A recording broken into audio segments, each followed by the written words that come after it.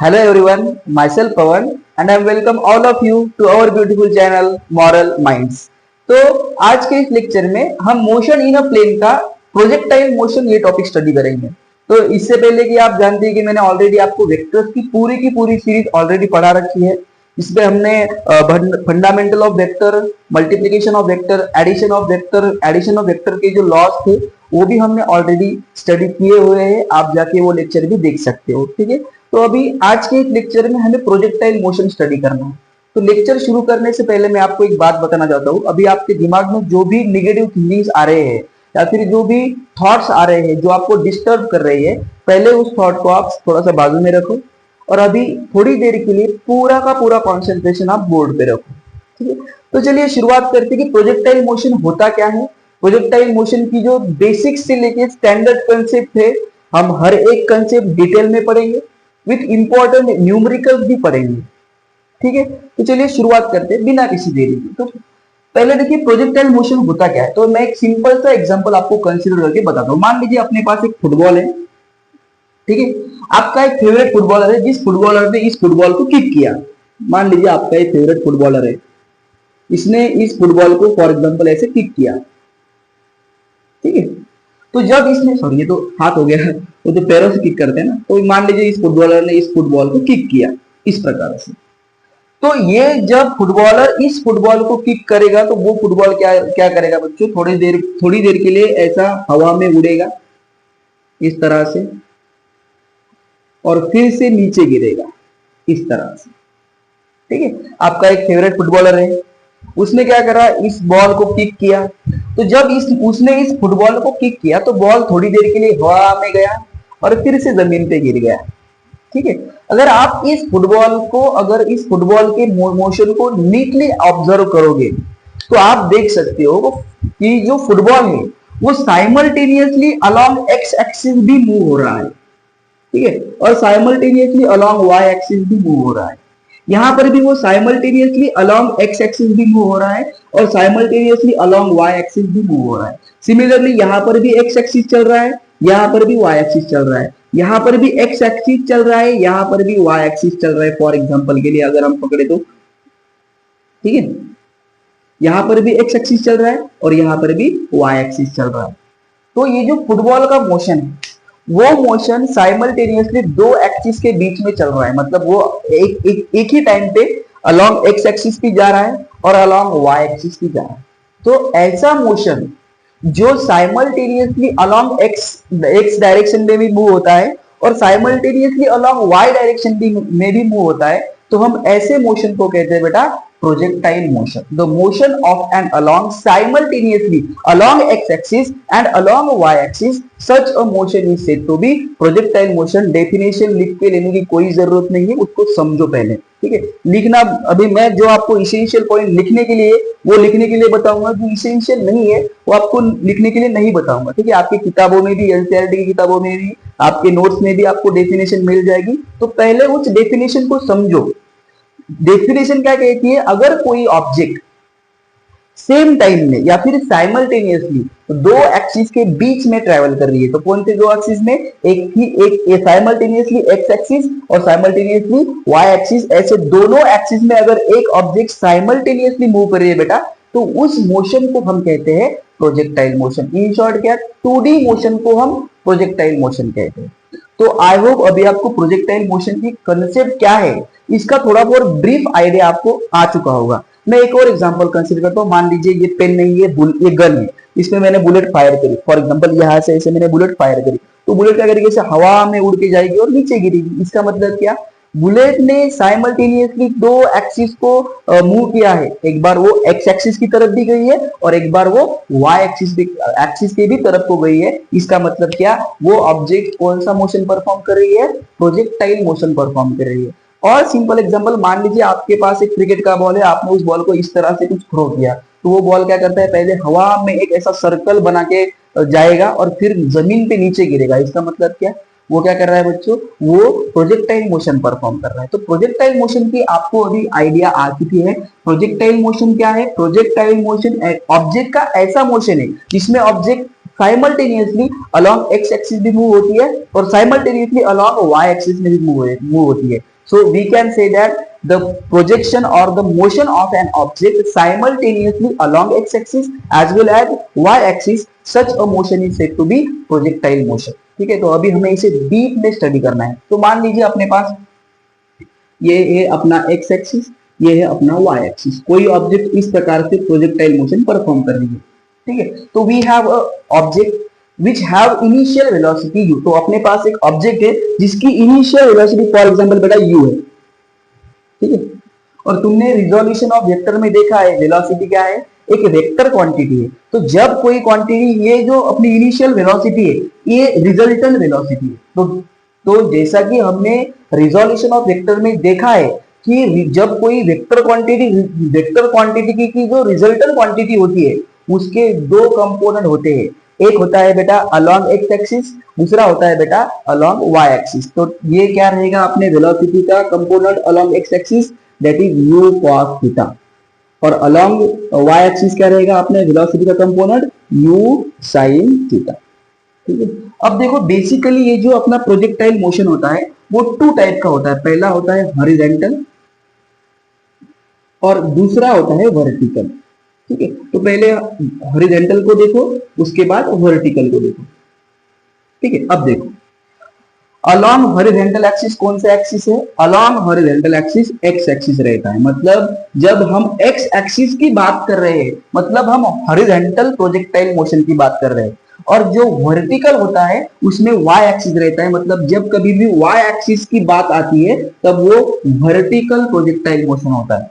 ठीक है, उसके बाद देखो जो अपने एक्स एक्सिस की वेलोसिटी है वो है u cos थीटा. इसका मतलब क्या, जो हॉरिजॉन्टल प्रोजेक्टाइल मोशन की वेलोसिटी रहती है वो हमेशा रहती है u is equal to u cos theta, या फिर मैं इसे u1 कहता हूं. ठीक है, या फिर u डैश कहता हूं. और जो अपना वर्टिकल प्रोजेक्टाइल मोशन होता है उसकी जो इनिशियल वेलोसिटी रहती है बेटा वो रहती है u sin थीटा. तो यहां पर मैं u डबल डैश करके लिख सकता हूं u sin थीटा. ठीक है, अभी देखो मैं तुम्हें इंपॉर्टेंट बात बताना चाहता हूं. देखो जब ऑब्जेक्ट यहां पे थी तब ऑब्जेक्ट ने सिर्फ प्रोजेक्टाइल मोशन स्टार्ट किया, बट जब ऑब्जेक्ट थोड़ी हाइट पे चली गई जब ऑब्जेक्ट थोड़ी हाइट पे चली जाएगी तब उस वक्त object under the influence of gravity move करेगी. इसका मतलब क्या, जब ऑब्जेक्ट इस पॉइंट से इस पॉइंट तक जाएगी तब उस केस में ऑब्जेक्ट को ग्रेविटी अपनी तरफ खींचेगी. मतलब जाते वक्त जो उसकी इनिशियल वेलोसिटी थी, जब ऑब्जेक्ट ने थोड़ी बहुत इनिशियल वेलोसिटी अटेन करी तो उस वेलोसिटी को अटेन करने के लिए ग्रेविटी का जो एक्सेलरेशन ड्यू टू ग्रेविटी है वो एक्ट होगा, या फिर ग्रेविटी का जो ग्रेविटेशनल फोर्स होगा वो उस ऑब्जेक्ट को अपनी तरफ खींचेगा. ठीक है, तो यहाँ पे जो अपना वेलोसिटी अलोंग एक्स एक्सिस है वो u cos थीटा रहेगी. ठीक है, बट जो u sin थीटा की जो वेलोसिटी है वो थोड़ी कम हो जाएगी. जब ऑब्जेक्ट थोड़ी और ऊपर जाएगी तब u cos थीटा तो कांस्टेंट ही रहेगा. ठीक है, बट उसकी जो वेलोसिटी रहेगी अलोंग वाई एक्सिस वो बहुत कम हो जाएगी. और जब एक ऐसा पॉइंट आएगा जहां पे उसकी वेलोसिटी मैक्सिमम हो जाएगी, मतलब सॉरी उसकी जो वेलोसिटी है वो मिनिमम हो जाएगी. मतलब क्या, यहाँ पे ऑब्जेक्ट जा रही है, जाते वक्त उसकी जो इनिशियल वेलोसिटी थी वो थोड़ी सी कम हो गई. क्यों, क्योंकि उसे ग्रेविटी अपोज कर रही. फिर थोड़ी देर ऊपर जाने के बाद फिर से उसे ग्रेविटी ने अपोज किया. इसका मतलब क्या, उसकी वेलोसिटी और कम हो गई. और एक पॉइंट ऐसा आता है जहां पे उस ऑब्जेक्ट की जो वेलोसिटी है वो टोटल वेलोसिटी जीरो होती है, क्योंकि जब वो अगेंस्ट द ग्रेविटी मूव कर रही है तो ग्रेविटी का फोर्स उस पर कंटिन्यूअसली एक्ट हो रहा है. उसकी वजह से उसकी जो वेलोसिटी अलोंग वाई एक्सिस है वो कंटिन्यूअसली क्या होती है, एक स्पेसिफिक पॉइंट तक कम होती है, डिक्रीज होती है. और एक पॉइंट ऐसा आता है जहां पे उसकी velocity along Y axis zero होती है.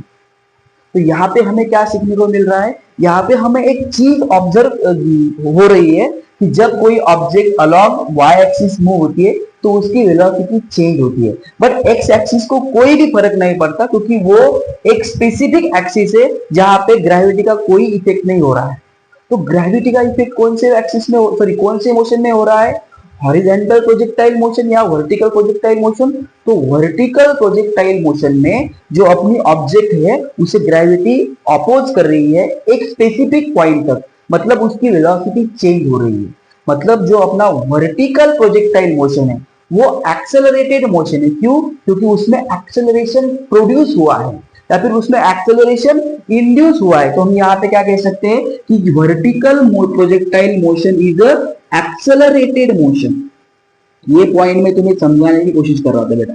आई होप तुम्हें ये पॉइंट समझ में आ चुका होगा। जो अपना वर्टिकल प्रोजेक्टाइल मोशन होता है बेटा वो एक्सेलरेटेड मोशन होता है और इसका रीजन अभी तुम्हें पता चल गया होगा, ठीक है। और जो अपना हॉरिजॉन्टल का जो मोशन होता है वो यूनिफॉर्म मोशन होता है क्योंकि उसमें वेलोसिटी चेंज नहीं होती। तो आई होप अभी आपको ये 3 पॉइंट समझ में आ चुके होंगे कि हॉरिजॉन्टल अलोंग एक्स एक्सिस होता है, वर्टिकल अलोंग वाई एक्सिस होता है।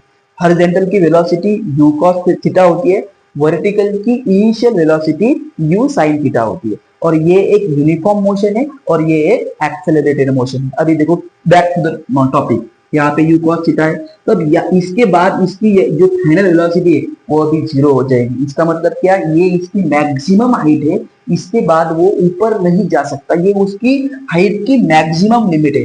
तो जब अपनी ऑब्जेक्ट इस स्पेसिफिक पॉइंट पे आ जाएगी उसके बाद उसकी जो वेलोसिटी है वो अलोंग वाई एक्सिस वो टोटल 0 हो जाएगी।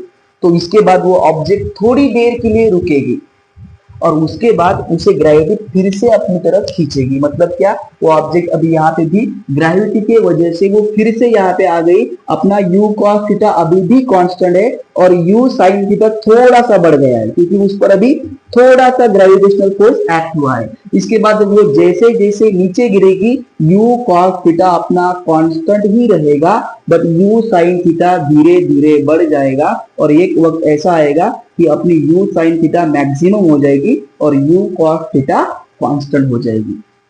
तो आई होप तुम्हें अभी ये डायग्राम समझ में आ चुकी होगी और तुम्हें ये पॉइंट भी समझ में आ चुके होंगे। तो इसमें लिख के लेने का ऐसा कोई मतलब हमें क्या, मुझे लगता है इसमें आप लिख के लेने का कोई मतलब इम्पोर्टेंट मतलब उतना टॉपिक नहीं है, मैं सिर्फ आपको समझाने की कोशिश कर रहा हूँ।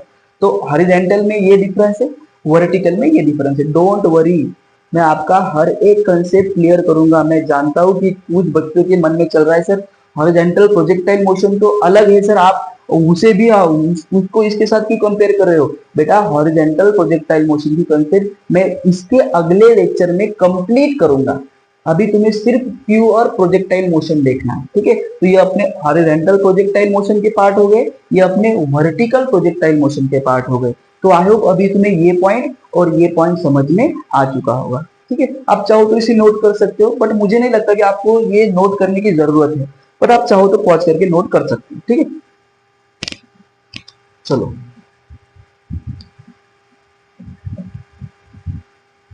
अभी देखो बेटा, अभी पूरा कंसंट्रेशन बोर्ड पे रखना क्योंकि प्रोजेक्टाइल मोशन इंपॉर्टेंट है।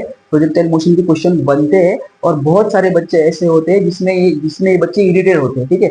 और अगर कुछ बच्चों को लग रहा है कि सर आप बहुत बहुत मतलब बहुत हिंदी बोल रहे हैं तो आप इंग्लिश क्यों नहीं बोल रहे हो? तो बच्चों मैं जानता हूँ बेटा आपको मतलब थोड़ा बहुत हिंदी से भी मतलब थोड़ा बहुत इंग्लिश बोलना चाहिए हमें, तो मैं कोशिश करूंगा कि मैं इंग्लिश में ज्यादा बात करूंगा। बट कुछ ऐसे बच्चे होते हैं जो हिंदी मीडियम से भी पढ़ते हैं, ठीक है, तो मुझे उनके पॉइंट ऑफ व्यू से भी पढ़ाना पड़ता है, ठीक है। तो मैं कुछ बातें जो है कुछ बेसिक बच्चों को जो मतलब हिंदी मीडियम से पढ़ रहे हैं तो मैं उनके as a point of exam view से भी पढ़ा रहा हूँ, और जो इंग्लिश मीडियम को पढ़ते हैं तो उनके पॉइंट ऑफ एग्जाम सॉरी उनके एग्जाम पॉइंट ऑफ व्यू से भी पढ़ा रहा हूँ, ठीक है। तो डोंट वरी, मैं कभी कभी हिंदी भी बोलूंगा और कभी कभी प्योर इंग्लिश भी बोलूंगा, जैसे कि हिंदी मीडियम के बच्चों को भी कोई तकलीफ नहीं होगी और इंग्लिश मीडियम के बच्चों को भी कोई तकलीफ नहीं होगी, ठीक है। तो बैक टू द पॉइंट, देखो बेटा अभी हमें क्या देखना है, प्रोजेक्टाइल मोशन देखना है। तो मैं टॉपिक को भी थोड़ी देर के लिए इरेज करता हूँ, ठीक है। अभी देखो ये अपना हो गया वाई एक्सिस, ये अपना हो गया एक्स एक्सिस, ठीक है।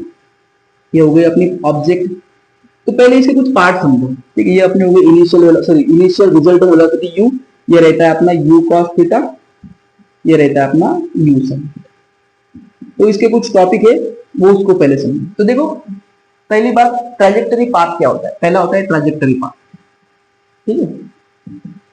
ट्रैजेक्टरी पाथ क्या है? तो देखो ऑब्जेक्ट यहाँ पे थी, ऑब्जेक्ट इस पार्ट से इस दूसरे पॉइंट तक क्या हुई, ऑब्जेक्ट मूव हुई। For example object initially at point A थी, अभी ऑब्जेक्ट की फाइनल पोजीशन क्या है, एट पॉइंट बी है।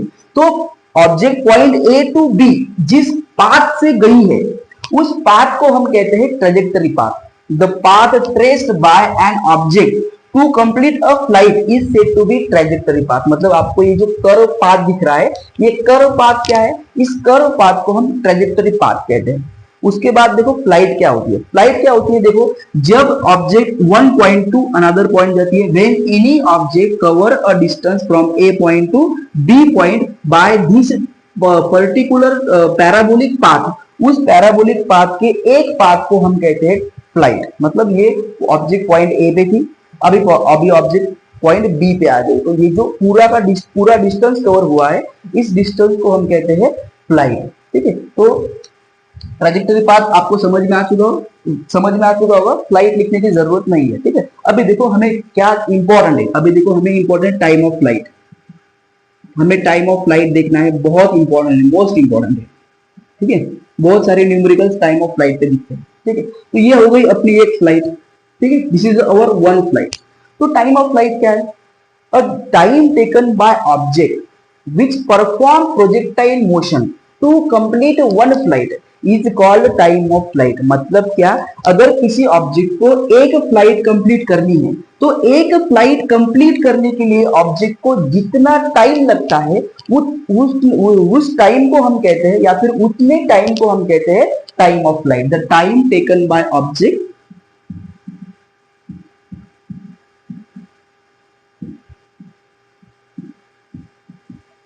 टू कंप्लीट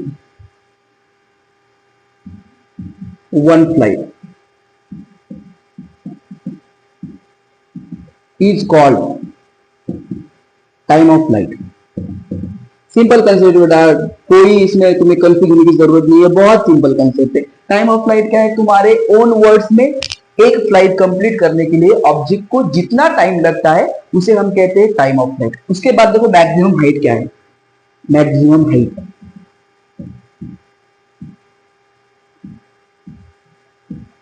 ठीक है, देखो मैक्सिमम हाइट क्या है। तो मैंने तुम्हें क्या कहा था पहले कि एक जब कोई ऑब्जेक्ट प्रोजेक्टाइल मोशन परफॉर्म करती है किसी एंगल से, मतलब ऑब्जेक्ट को अगर प्रोजेक्टाइल मोशन परफॉर्म करना है तो कोई ना कोई एंगल लगता है, विदाउट एनी एंगल कोई भी ऑब्जेक्ट प्रोजेक्टाइल मोशन परफॉर्म नहीं करती, हमें वो भी कंसेप्ट देखनी है। ठीक है, तो मान लीजिए अपना एंगल थीटा है, इस एंगल से ऑब्जेक्ट प्रोजेक्टाइल मोशन परफॉर्म कर रही है। तो मैंने तुम्हें एक इंपॉर्टेंट पॉइंट समझाया था कि क्या कहा था मैंने, कि जब कोई ऑब्जेक्ट प्रोजेक्टाइल मोशन परफॉर्म करती है by making some angle theta, तो जब ऑब्जेक्ट अलोंग वाई एक्सिस जाएगी तो एक स्पेसिफिक पॉइंट आएगा जहां पे ऑब्जेक्ट की वेलोसिटी जीरो हो जाएगी। फॉर एग्जांपल ये स्पेसिफिक पॉइंट है, यहाँ पे ऑब्जेक्ट की वेलोसिटी जीरो है। तो ऑब्जेक्ट की वेलोसिटी जब जीरो हो जाएगी, इसका मतलब क्या, ऑब्जेक्ट और ऊपर नहीं जा सकती, मतलब ये उसकी मैक्सिमम लिमिट है। तो ये जो पॉइंट है यहाँ पर ऑब्जेक्ट की वेलोसिटी जीरो हो गई है, और ये जो अपना एक्स एक्सिस का पॉइंट है, ये जो डिस्टेंस रहेगा ये मैक्सिमम डिस्टेंस रहेगा, और इस मैक्सिमम डिस्टेंस को हम कहते हैं मैक्सिमम हाइट। क्योंकि हर एक पॉइंट वाई एक्सिस का, हर एक पॉइंट एक्स एक्सिस पे कोई ना कोई दूरी पर है, किसी ना किसी हाइट पर है। तो हाइट तो बहुत सारी है, बट मैक्सिमम हाइट कौन सी है, तो जिस पॉइंट में प्रोजेक्टाइल मोशन परफॉर्म करने वाली ऑब्जेक्ट की वेलोसिटी जीरो होती है, उस specific point of Y axis and that जो, और specific point along X axis, मतलब ये वो स्पेसिफिक पॉइंट है जहां पे ऑब्जेक्ट की वेलोसिटी जीरो हो चुकी है, और इसके एग्जैक्टली जो अंडर इसके एग्जैक्टली जो पॉइंट है उनके बीच में जो डिस्टेंस रहता है उसे हम कहते हैं मैक्सिमम हाइट। तो मैक्सिमम हाइट क्या रहेगा, the distance, sorry, the point at which the velocity of an object becomes zero, that the distance from x-axis to that point is called maximum height। ठीक है, तो आई होप अभी तुम्हें maximum height की concept भी समझ में आ चुकी है और तुम्हें टाइम ऑफ फ्लाइट की कंसेप्ट भी समझ में आ चुकी है। उसके बाद अपना रेंज, ठीक है। अभी देखो रेंज, टाइम ऑफ फ्लाइट देखना है, मैक्सिमम हाइट देखनी है, रेंज देखनी है, उसके न्यूमेरिकल भी देखने हैं और उसके बाद एंगल ऑफ प्रोजेक्शन भी देखना है, ठीक है। देखो आराम से देखो क्या है रेंज। तो देखो ऑब्जेक्ट फॉर एग्जांपल यहाँ पे थी, अभी ऑब्जेक्ट यहाँ पे, मान लीजिए मैं आपको एक सिंपल एग्जांपल देता हूँ। मान लीजिए मेरा एक दोस्त है, उसने क्या करा, क्रिकेट का बॉल लिया और ऐसे फेंक दिया, तो वो क्रिकेट का बॉल इस पॉइंट से 10 मीटर के डिस्टेंस में जाके गिर गया। फिर मैं आया, मैंने वो बॉल पकड़ा और यहां से वहां तक बॉल फेंका। तो जब मैंने बॉल फेंका तो बॉल इस पॉइंट से 20 मीटर जाके गिर गया। तो मेरे दोस्त ने कहां तक बॉल फेंका, 10 मीटर तक।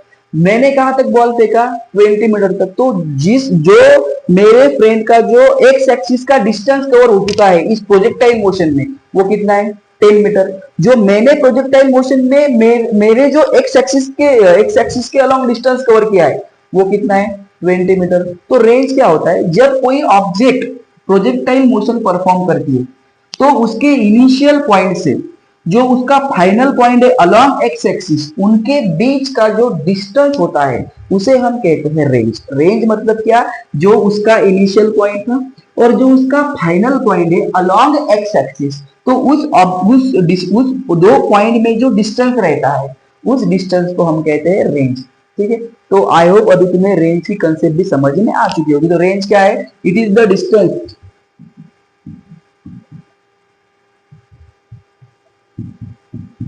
between initial point and a final point of an object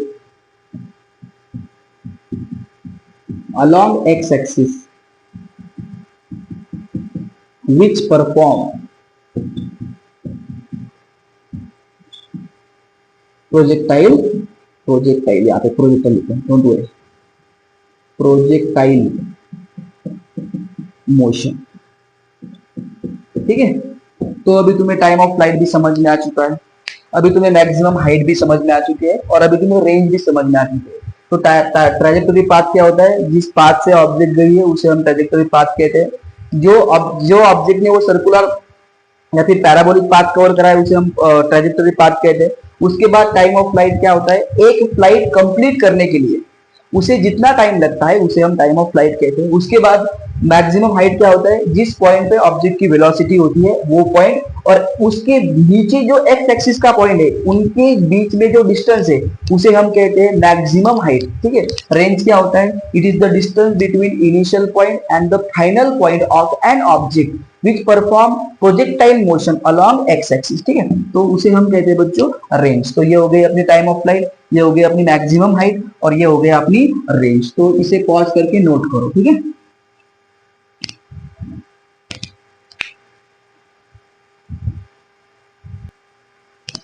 चलो बेटा हो गया। अभी देखो, अभी जो हमने देखी है कंसेप्ट, अभी उसे हमें डीप में स्टडी करना, ठीक है। तो पहले देखना है हमें ट्रैजेक्टरी पाथ, सॉरी पहले देखना है हमें टाइम ऑफ फ्लाइट, उसके बाद देखना है हमें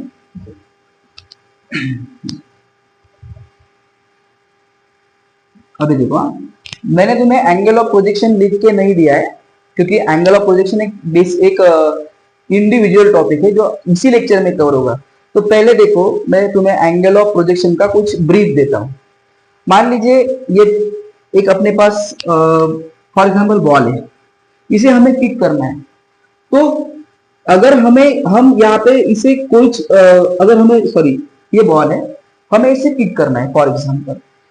तो अगर इस बॉल को हमें प्रोजेक्ट करना है तो विदाउट एनी एंगल ये प्रोजेक्ट नहीं होगा। अगर आपने सिर्फ इसे टच किया तो ये यहाँ पे जो सरफेस है, सरफेस पे यहाँ पे ये रोल होके आगे जा सकता है। बट अगर आपको इसे प्रोजेक्ट करना है तो आपको इसे फोर्स भी अप्लाई करना पड़ेगा और कुछ ना कुछ इसे पर्टिकुलर एंगल भी देना पड़ेगा, तभी जाके वो प्रोजेक्टाइल मोशन परफॉर्म कर सकता है। तो प्रोजेक्टाइल मोशन की इसेंशियल कंडीशन क्या है कि विदाउट एनी एंगल कोई भी ऑब्जेक्ट प्रोजेक्टाइल मोशन परफॉर्म नहीं कर सकती। मतलब क्या, अगर किसी ऑब्जेक्ट को प्रोजेक्टाइल मोशन परफॉर्म करना है तो उस ऑब्जेक्ट को कोई ना कोई पर्टिकुलर एंगल चाहिए, उसी angle, without that angle object projectile motion perform नहीं कर सकती। तो एंगल ऑफ प्रोजेक्शन क्या होता है, जिस एंगल पर ऑब्जेक्ट प्रोजेक्टाइल मोशन परफॉर्म कर रही है या फिर जिस एंगल पे ऑब्जेक्ट प्रोजेक्टाइल मोशन परफॉर्म करेगी उस एंगल को हम कहते हैं एंगल ऑफ प्रोजेक्टाइल मोशन। तो हमें वही एंगल अभी डिटेल में बढ़ना है। पहले हम टाइम ऑफ फ्लाइट पढ़ेंगे, उसके बाद मैक्सिमम हाइट पढ़ेंगे। टाइम ऑफ फ्लाइट के न्यूमेरिकल भी मैं टाइम ऑफ फ्लाइट के बाद ही कवर करूंगा, मैक्सिमम हाइट के भी न्यूमेरिकल उसी के बाद कवर करूंगा, और रेंज के भी न्यूमेरिकल उसी में हम कवर करेंगे। और आज हम हाइट में और रेंज में क्या रिलेशन है वो भी देखेंगे, उसके रिलेटेड क्वेश्चन भी देखेंगे, और उसके बाद मैं आपको एंगल ऑफ प्रोजेक्शन भी बता दूंगा। ठीक है, अभी देखो, अभी तुम्हारा फोकस सिर्फ टाइम ऑफ फ्लाइट पे रखो।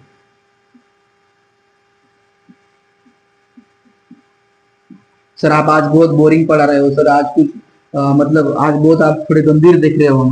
तो बेटा गंभीर नहीं हूं मैं, मुझे आज थोड़ा सा इंपॉर्टेंट टॉपिक है, इसीलिए मैं इधर उधर की बातें नहीं कर रहा हूँ। ठीक है, तो आई होप प्लीज इस लेक्चर में आप थोड़ा बहुत समझ लो, अगले लेक्चर में हम बहुत मजा करेंगे। तो प्रोजेक्टाइल मोशन में क्या होता है ना, ये इंपॉर्टेंट टॉपिक है, इसलिए क्वेश्चन भी बहुत मतलब बनते हैं। अगर इधर उधर की बातें करूंगा तो तुम्हारा जो फोकस है वो थोड़ा सा हिल जाएगा।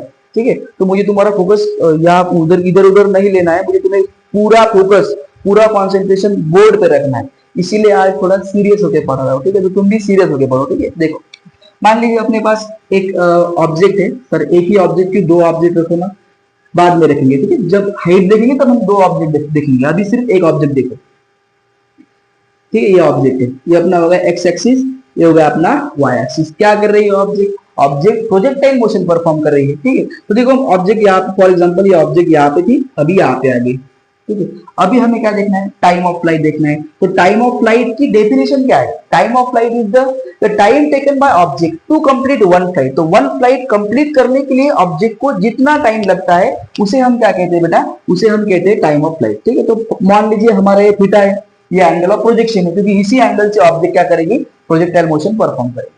तो अगर हम इस प्रोजेक्टाइल मोशन को नीटली ऑब्जर्व करें, अभी हमें पहला ऑब्जर्वेशन करना है। ठीक है, अभी देखो ऑब्जेक्ट पहले इनिशियल पोजीशन ऑब्जेक्ट की एक्स एक्सिस पे थी और फाइनल पोजीशन भी ऑब्जेक्ट की जो है वो एक्स एक्सिस पे है। मतलब क्या, ऑब्जेक्ट पहले भी एक्स एक्सिस पे थी और ऑब्जेक्ट बाद में भी एक्स एक्सिस पे है। ठीक है, तो ऑब्जेक्ट की डिस्प्लेसमेंट कौन से एक्सिस के अलॉन्ग हो रही है, सिर्फ और सिर्फ अलॉन्ग एक्स एक्सिस हो रही है। ऑब्जेक्ट वाई एक्सिस पे तो जा रही है, बट ऑब्जेक्ट की डिस्प्लेसमेंट जो है वो सिर्फ और सिर्फ अलॉन्ग एक्स एक्सिस है। ठीक है, अभी देखो जो टाइम ऑफ फ्लाइट है, तो टाइम ऑफ फ्लाइट जो है वो ऑब्जेक्ट का हाइट पे डिपेंड कर रहा है, मतलब वाई एक्सिस पे डिपेंड करता है। मान लीजिए मैंने एक बॉल पकड़ा, ठीक है, फिर से बॉल पकड़ते हैं अपन, एक बॉल अपने पास क्रिकेट का बॉल है, मैंने उसको फॉर एग्जांपल 20 मीटर के हाइट पे फेंक दिया और वो नीचे गिर गया। उसे नीचे गिरने के लिए फॉर एग्जांपल 5 सेकंड लगे।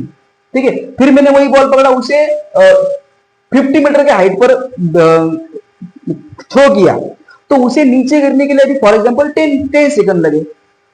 ठीक है, तो पहले ऑब्जेक्ट की हाइट क्या थी, 20 मीटर, वो वहीं पे गिरा है। मान लीजिए अपने पास ये ऑब्जेक्ट है, ये ऑब्जेक्ट पहले मैंने 20 मीटर तक थ्रो करी और इसी पॉइंट पे गिरी। सेम ऑब्जेक्ट मैंने अभी 40 मीटर पे प्रोजेक्ट करी और वहीं पे गिराई। ठीक है, वहीं पे गिराई।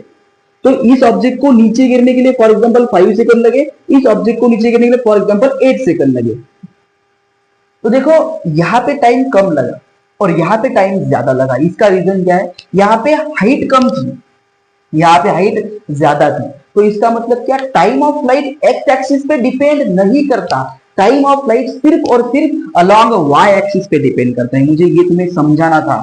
आई होप तुम्हें ये समझ में आ चुका होगा। तो जो अपना टाइम ऑफ फ्लाइट है वो किस पे डिपेंड करता है, टाइम ऑफ फ्लाइट सिर्फ और सिर्फ अलॉन्ग वाई एक्सिस पे डिपेंड करता है। ठीक है, अभी देखो बेटा, तो हमारा जो टाइम ऑफ फ्लाइट है वो वाई एक्सिस पे डिपेंड कर रहा है। तो जब वो वाई एक्सिस पे डिपेंड कर रहा है तो हमें पहली बात समझ में आनी चाहिए कि जो ऑब्जेक्ट प्रोजेक्टाइल मोशन परफॉर्म करती है उसका सिर्फ और सिर्फ जो डिस्प्लेसमेंट है वो अलॉन्ग एक्स एक्सिस रहती है, उसकी डिस्प्लेसमेंट अलॉन्ग वाई एक्सिस 0 होती है।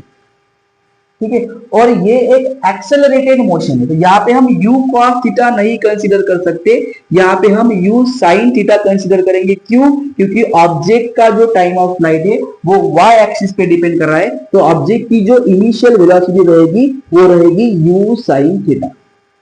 ठीक है, अभी देखो y एक्सिस का मोशन एक्सेलरेटेड है या यूनिफॉर्म है, तो एक्सेलरेटेड है, और एक्सेलरेटेड मोशन को हम velocity is equal to displacement upon time नहीं लिख सकते, क्योंकि वो यूनिफॉर्म मोशन की कंडीशन है। तो एक्सेलरेटेड मोशन को अगर हमें टाइम निकालना है, डिस्प्लेसमेंट निकालनी है, वेलोसिटी निकालनी है, तो उसके लिए हम काइनेमेटिक्स के तीन इक्वेशन का यूज कर सकते हैं। पहला इक्वेशन क्या था अपना, v is equal to u plus a t, दूसरा है अपना s is equal to u t plus half of a t का स्क्वायर, तीसरा है अपना v square is equal to u square plus 2as। तो हमें इन तीन इक्वेशन का यूज करके हमें टाइम ऑफ फ्लाइट निकालना है, तो यहाँ पे तो टाइम नहीं है, तो तीसरा इक्वेशन तो हम कंसीडर नहीं कर सकते। फर्स्ट इक्वेशन में फाइनल वेलोसिटी हमें कंसीडर करनी पड़ती है, बट इस केस में हमें फर्स्ट फाइनल वेलोसिटी अननोन है, तो हम यहाँ पे फर्स्ट इक्वेशन भी कंसीडर नहीं कर सकते, तो हमें मजबूरन कौन सा इक्वेशन यूज करना पड़ रहा है, सेकंड इक्वेशन। तो सेकंड इक्वेशन क्या है अपना, s इज इक्वल टू, तो डिस्प्लेसमेंट तो अलॉन्ग y एक्सिस होगी, यहाँ पे मैं लिखता हूँ s y is equal to u t, तो u क्या है अपना u sin theta into t, यानी कि time of flight that is t, जो हमें फाइंड करना है, यहाँ पे कैपिटल T लिखता हूँ, ठीक है, plus half of a t का स्क्वायर। अभी देखो यहाँ पे अपना एक्सेलरेशन a है क्या, यहाँ पे अपना एक्सेलरेशन a नहीं है, यहाँ पे एक्सेलरेशन g है, क्योंकि object under the influence of gravity move कर रही है, तो यहाँ पे अपना एक्सेलरेशन a नहीं रहेगा, यहाँ पे हमारा एक्सेलरेशन रहेगा g। बट जैसा कि मैंने आपको काइनेमेटिक्स में पढ़ाया हुआ है कि जब ऑब्जेक्ट नीचे से ऊपर जाती है तब हम g को निगेटिव कंसिडर करते हैं, तो यहाँ पे हम लिखेंगे प्लस नहीं, यहाँ पे हम लिखेंगे minus half into g into capital T का स्क्वायर। तो आई होप ये प्लस का माइनस कैसे हुआ आपको समझ में आ चुका होगा। अभी देखो बेटा, यहाँ पर भी टी है, यहाँ पर भी टी है, और यस वाई क्या है, जीरो है, यहाँ से मैं टी कॉमन कंसिडर कर सकता हूँ, तो जब मैं यहाँ से टी कॉमन कंसिडर करूंगा, यहाँ पे क्या बचेगा, सिर्फ यू साइन थीटा। ठीक है, तो ये क्या रहेगा अपना माइनस हाफ, ठीक है, यहाँ पे क्या रहेगा अपना जी, और टी स्क्वायर में से एक टी गया, मतलब यहाँ पे सिर्फ क्या बचा, टी बचा, तो ये टी मल्टीप्लाई को यहाँ आने के बाद डिवाइड को, तो जीरो डिवाइडेड बाय यहाँ पे लिखेंगे अपन टी, ये आएगा अपना u sine theta minus half into g into t. ठीक है, अभी हमें टाइम ऑफ फ्लाइट कंसीडर करना है, तो इस यहाँ पर नहीं, इससे मैं यहाँ पे लिखता हूँ। ठीक है, अभी देखो ये minus half of G T है, यहाँ पे आने के बाद प्लस हो जाएगा, आप इसे भी यहाँ पे ला सकते हैं, ऐसी कोई बात नहीं है, पर जो सिंपल है वो पहले सॉल्व करो। ठीक है, ये half of minus half of G T है, यहाँ आने के बाद प्लस हो जाएगा, यहाँ पे रहेगा बच्चा half into g into T, ये T divided by zero zero होता है। राइट हैंड साइड में क्या रहा अपना, सिर्फ यू साइन थीटा। ठीक है, अभी देखो हमें टी फाइंड करना है, मतलब ये टू वहां जाने के बाद मल्टीप्लाई हो जाएगा, ये g मल्टीप्लाई हुए वहां जाने के बाद डिवाइड को, तो अपना टाइम ऑफ फ्लाइट क्या आया, t is equal to 2u sine theta upon g, and this is the formula for time of flight of a object which perform projectile motion. तो आई होप तुम्हें ये t is equal to 2u sine theta upon g कैसे आया ये समझ में आ चुका होगा। ठीक है, हमने यहाँ पे y एक्सिस को ये डिस्प्लेसमेंट जीरो रखा, ये अपनी इनिशियल वेलोसिटी है, ये अपना एक्सेलरेशन है, हमें ये सेकंड इक्वेशन का यूज करना पड़ा, और सेकंड इक्वेशन का यूज करके हमें क्या आया बच्चा, टाइम ऑफ फ्लाइट आया। अभी देखो सर, ये t इज इक्वल टू, इस t का कुछ मतलब इंपॉर्टेंस है क्या, ये t क्या सिर्फ यहाँ पे खेलने के लिए आया था क्या, तो ये t खेलने के लिए नहीं आया था, ये अपना इनिशियल टाइम है, और t is equal to zero क्यों हुआ, क्योंकि इनिशियल टाइम हमेशा जीरो होता है। तो आई होप अभी तुम्हें ये चीजें समझ में आ चुकी होगी। ठीक है, आप चाहो तो इसे पॉज करके नोट कर सकते हो।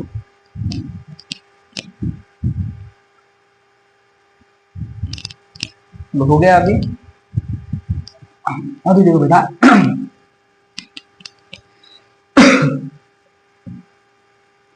अभी क्वेश्चन देखो कैसे आते टाइम ऑफ फ्लाइट पे। मान लीजिए अपने पास एक question, a cricket ball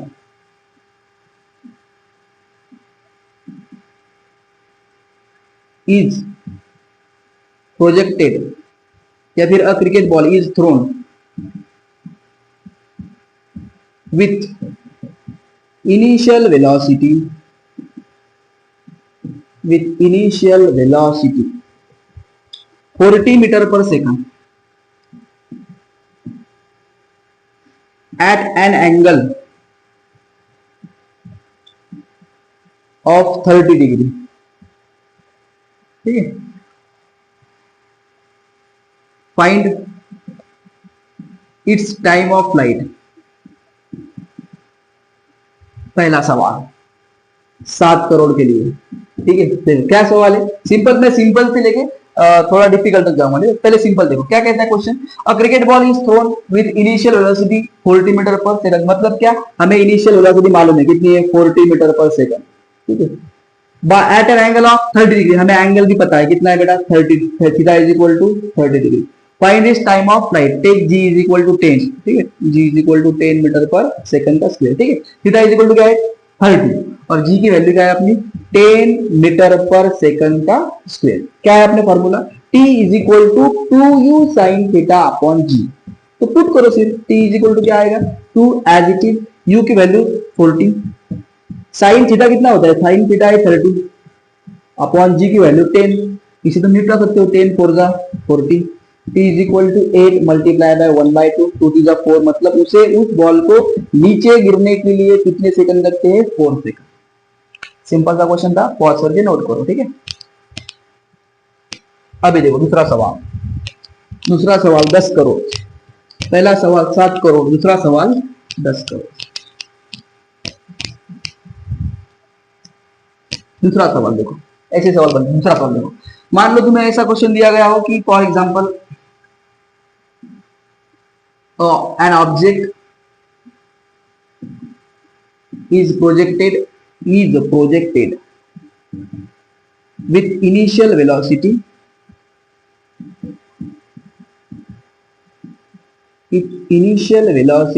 u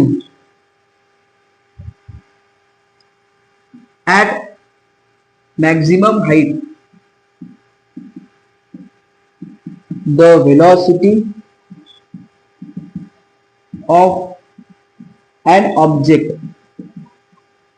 या फिर हाइट के जहां पर पॉइंट है, एट मैक्सिमम, ठीक है, हाइट ही लिखो कोई बात नहीं, at maximum height the velocity of an object is becomes √3/2u, √3/2u, then find the time of light. ठीक है, ये सवाल है अपने पास।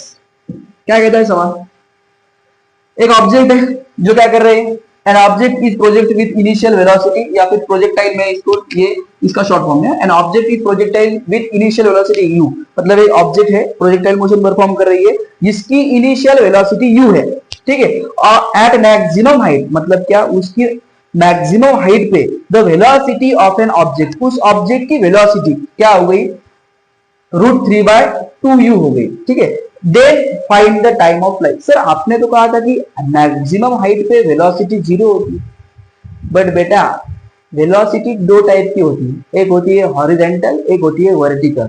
और मैक्सिमम हाइट पे अपनी वर्टिकल वेलोसिटी 0 होती है, हॉरिजॉन्टल वेलोसिटी 0 नहीं होती। मतलब ये जो √3/2 है, ये अपना u sin थीटा नहीं है, ये अपना u cos थीटा है। ठीक है, अभी देखो ये हमें u cos थीटा दे दिया गया है, u cos थीटा है √3/2 इंटू u, और टाइम ऑफ फ्लाइट निकालना है शायद। ठीक है, तो टाइम ऑफ फ्लाइट का फॉर्मूला क्या आता है, पहले अपन u निकालते हैं, u gets cancel, cos theta, theta is equal to क्या आता है, cos इनवर्स ऑफ √3/2।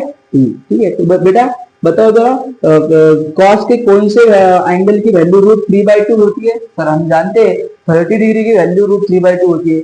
मारूंगा मैं वहां पे आके, 30 डिग्री की नहीं होती, सॉरी बेटा 60 डिग्री की वैल्यू, साइन के 60 डिग्री की वैल्यू √3/2 होती है, और 30 डिग्री कॉस के 30 डिग्री की वैल्यू √3/2 होती है। आई एम सो सॉरी बेटा, cos 30 की होती है, मैं तुम्हें उल्टा कह रहा था। ठीक है, तो अपना थीटा क्या है, अपना थीटा है 30 डिग्री। ठीक है, तो cos के कौन से एंगल की वैल्यू 30 डिग्री होती है बच्चा, तो cos के 30 डिग्री की वैल्यू √3/2 होती है, तो अपना थीटा कितना आया, 30 डिग्री। ठीक है, अभी देखो अपना टाइम ऑफ फ्लाइट का फॉर्मूला है, t is equal to 2u sin theta upon g।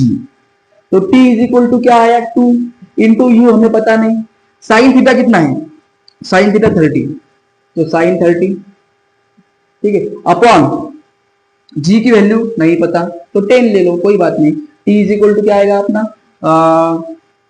ये हो गया अपने 5, ठीक है। यू इज इक्वल टू क्या आएगा, साइन थीटा अपॉन 5, तो टी इज इक्वल टू क्या आया अपना, यू साइन थीटा, थीटा कितना है 30, ठीक है। तो साइन 30 की वैल्यू कितनी होती है 1/2, तो यू अपॉन क्या हो जाएगा, ये हो जाएगा अपना यू अपॉन 10। तो अपना जो टाइम ऑफ फ्लाइट है वो आया u/10 सेकंड। तो कुछ इस टाइप के भी आपको क्वेश्चन देखने को मिलते हैं, ठीक है। तो ये हो गया अपना सेकंड क्वेश्चन, ये क्वेश्चन आपको देखने को मिलेगा, ऐसे ही क्वेश्चन अपने को देखने को मिलते हैं, ठीक है। तो यहाँ पे हमने क्या करा, u cos थीटा से थीटा फाइंड करा, और फिर हमने क्या करा बेटा, t is equal to 2u sin theta upon g करके हमने टाइम ऑफ फ्लाइट फाइंड करा। तो ये अपना टाइम ऑफ फ्लाइट कितना आया, u/10 सेकंड। तो आई होप आपको अभी ये क्वेश्चन भी समझ में आ चुका होगा, चाहो तो आप इसे नोट कर सकते हो। चलो हो गया। अभी देखो, अभी टाइम ऑफ फ्लाइट पे एक क्वेश्चन मैं आपको लिख के नहीं देता हूं, बट उसी की टाइप से आपको टाइम ऑफ फ्लाइट के क्वेश्चन देखने को मिलेंगे, ठीक है।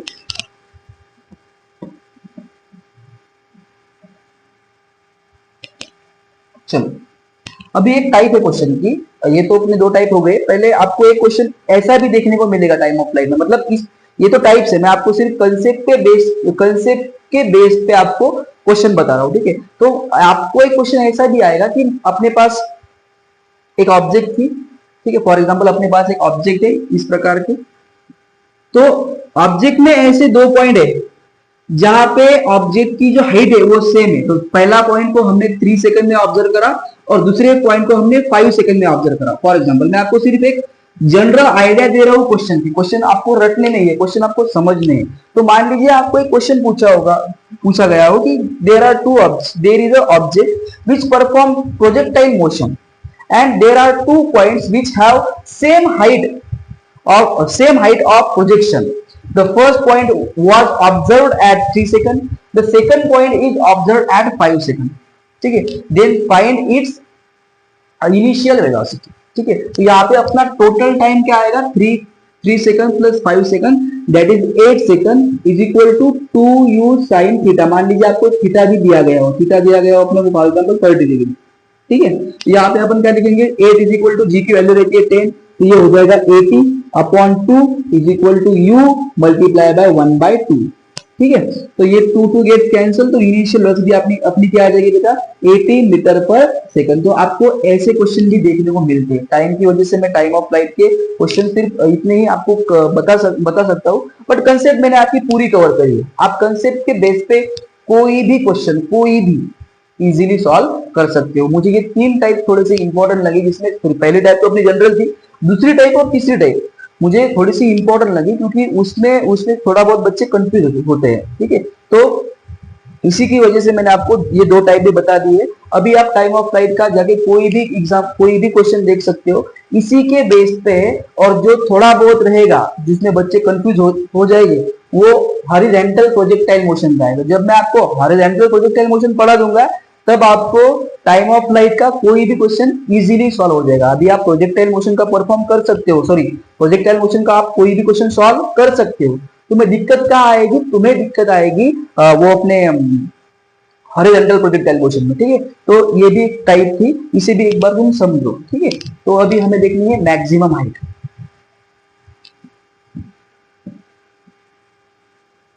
अभी देखो बेटा,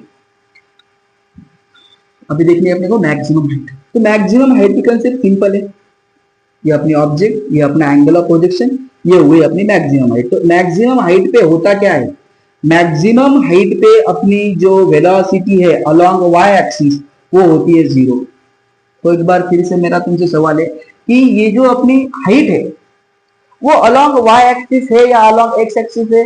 सर कॉमन सेंस है, हाइट तो ऊपर होती है, और ऊपर कौन सा एक्सिस है बेटा, ऊपर वाई एक्सिस है। तो हाइट जो है वो अलोंग वाई एक्सिस मूव कर रही है। तो यहाँ पे भी हम क्या करेंगे, काइनेमेटिक्स के 3 इक्वेशन का यूज करेंगे। तो हमें हाइट फाइंड करनी है, मतलब डिस्प्लेसमेंट फाइंड करनी है।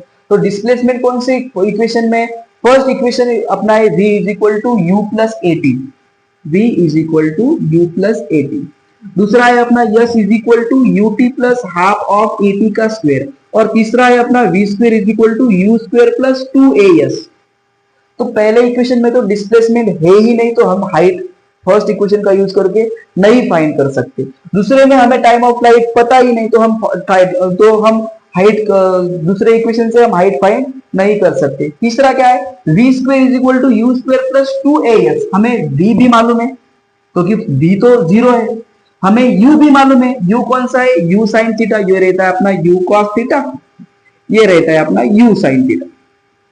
इसके बाद यहाँ पे a है मतलब g है, और s मतलब क्या, हाइट है। तो अगर हमें हाइट का फॉर्मूला डिराइव करना है तो हाइट के फॉर्मूले के लिए हम थर्ड इक्वेशन यूज करेंगे, that is v square is equal to u square plus 2gh। Lecture थोड़ा सा लेंथी होगा, पहले ही बता देता हूँ, बट प्लीज आप स्किप मत करिए यार, हर एक कंसेप्ट जो है वो इंपॉर्टेंट है। देखो तुम्हें क्या लगता है, तुम्हें यूट्यूब पे 1 घंटे का या फिर 45 मिनट का जो लेक्चर रहेगा, अगर तुम उसे करोगे और तुम्हें हर पॉइंट आ जाएगा प्रोजेक्ट मोशन का, तो ऐसा नहीं है बेटा। वहां पे सिर्फ और सिर्फ मैराथन होती है, इंपॉर्टेंट टॉपिक लेके कुछ इंपॉर्टेंट क्वेश्चन करके वो आपको बता देंगे। वैसा तो मैं भी कर सकता हूँ, बट मुझे आपको हर एक कंसेप्ट पढ़ानी है, तो प्लीज बोर मत हो। मैं तुम्हारे लिए पढ़ा रहा हूँ, तुम्हारे भले के लिए पढ़ा रहा हूँ, हर एक कंसेप्ट पढ़ा रहा हूँ और तुम्हें पूरा फील देके पढ़ा रहा हूँ, ठीक है। तो बेटा अपने को चाहे 1 घंटा हो चाहे 1.5 घंटा हो, हमें लेक्चर करना है, हमें हर एक कंसेप्ट को देखना है, हमें हर एक पॉइंट न्यूमेरिकल को देखना है, तभी जाके तुमसे न्यूमेरिकल बनेंगे। तुम अगर 45 मिनट का या फिर 50 मिनट का प्रोजेक्टाइल मोशन का लेक्चर करोगे और तुम सोचोगे कि सर हमें सब कुछ आता है, तो तुम भ्रम में हो बेटा। तुम्हें कंसेप्ट, हर एक कंसेप्ट पढ़नी पड़ेगी, ठीक है। मैं हॉरिजॉन्टल प्रोजेक्टाइल मोशन इसीलिए सेपरेट वीडियो बना रहा हूँ उसके लिए, ठीक है। उसके लिए हम सेपरेट लेक्चर देख रहे हैं। अभी हम सिर्फ ये time of flight, maximum height, range और एंगल ऑफ प्रोजेक्शन पढ़ रहे हैं, तो तुम्हें बोर नहीं होना है, ठीक है। तुम्हें बैठना है, हर एक कंसेप्ट को समझना है, उसके बाद ये अपने क्वेश्चन देखने हैं, ठीक है। अभी देखो बेटा, तो यहाँ पे अपनी वेलोसिटी क्या हो गई, 0 हो गई। तो यहाँ पे फाइनल वेलोसिटी वैल्यू क्या हो गई, 0। u क्या है अपना, u साइन थीटा, मतलब u साइन थीटा ब्रैकेट का स्क्वायर, ठीक है, प्लस 2।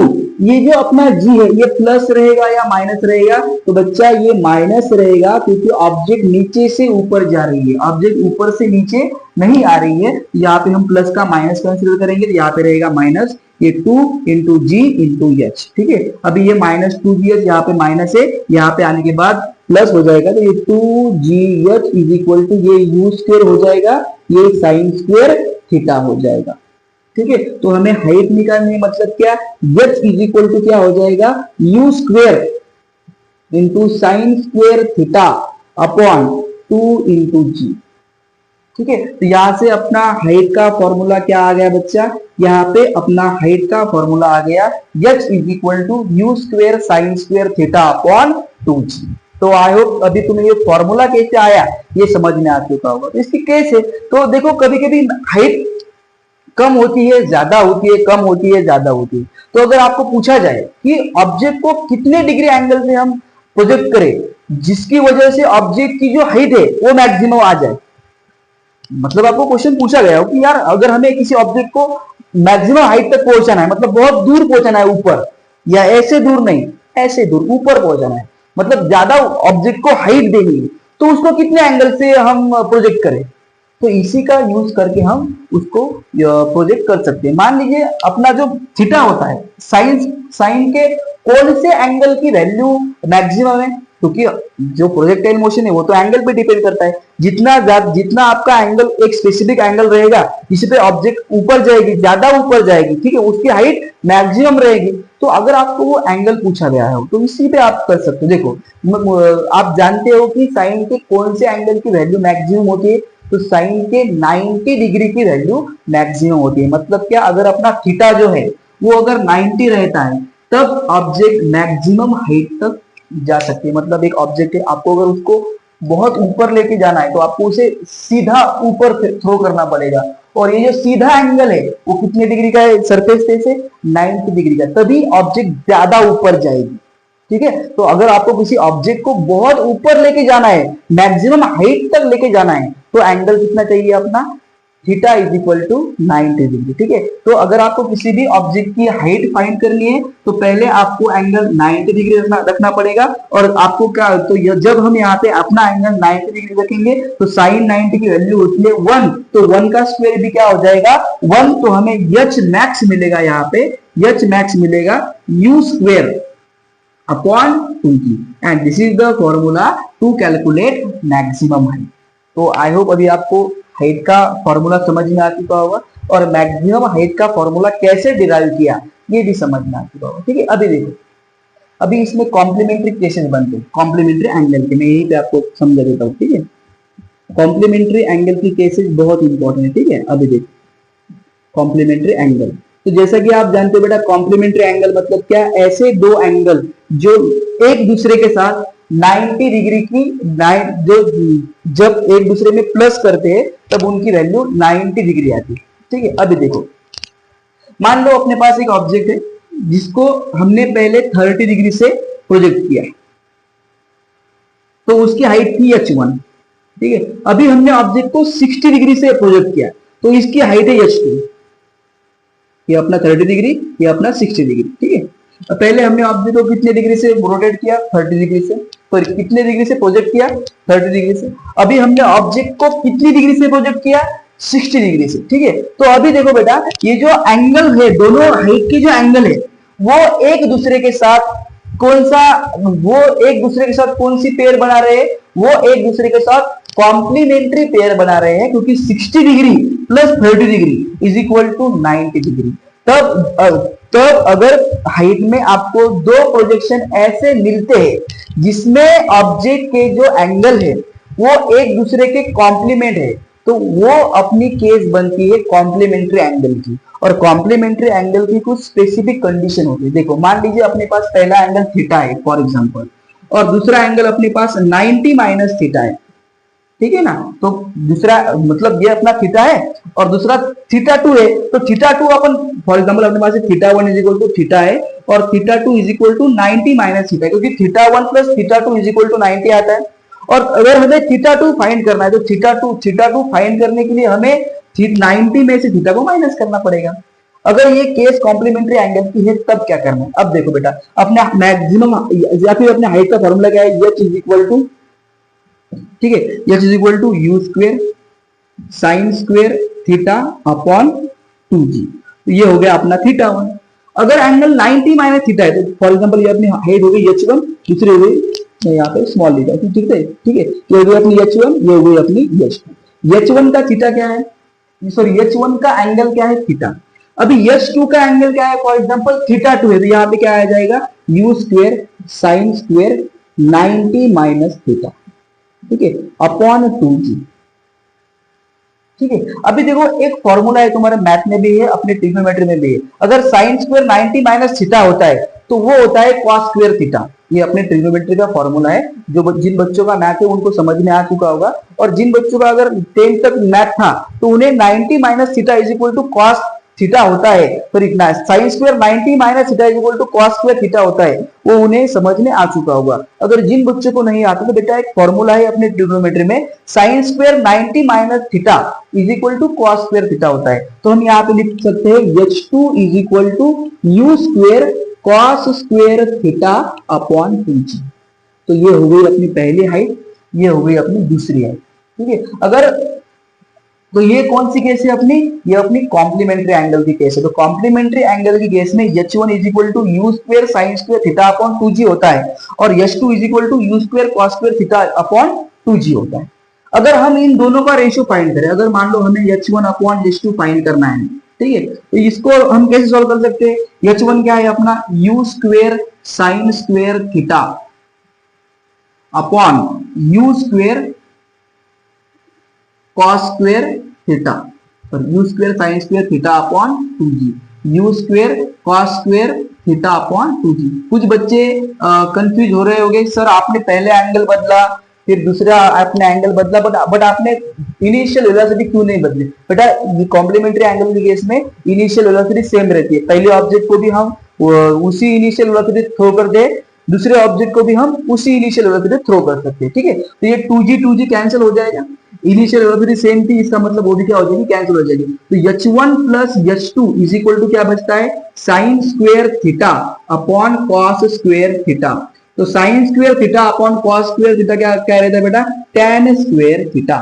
इसका मतलब क्या, जो अपने दो कॉम्प्लीमेंट्री एंगल की हाइट है उसका जो रेशियो रहता है वो रहता है tan स्क्वायर थीटा। अब ये थीटा समझो कौन सा है, जो अपने h1 का थीटा था जिसे यहाँ पे लिखा, ठीक है, हमने यहाँ पे लिखा था 30 डिग्री, यहाँ पे लिखा था 60 डिग्री। तो ये जो थीटा रहता है वो जो h1 जो हाइट है, वो जिस हाइट वो h1 हाइट जिस एंगल से थ्रो करी है उस एंगल को हम कहते हैं थीटा। तो कभी भी आपको अगर ये रेशियो पूछा जाए तो आप सेकंड एंगल कंसीडर नहीं करोगे, आप फर्स्ट एंगल कंसीडर करोगे। तो आई होप आपको ये रेशियो कैसे आया ये भी समझ में आ चुका होगा। अभी देखो, अगर हमें h1 प्लस h2 ऐड करना पड़ेगा, ठीक है, आपको कहा गया हो कि दो हाइट है उनको ऐड करो, तो h1 की वैल्यू क्या है, u square sine square theta upon 2g, h2 की वैल्यू क्या है, u square cos square theta upon 2g। तो u square sine square theta upon 2g plus u square cos square theta upon 2g।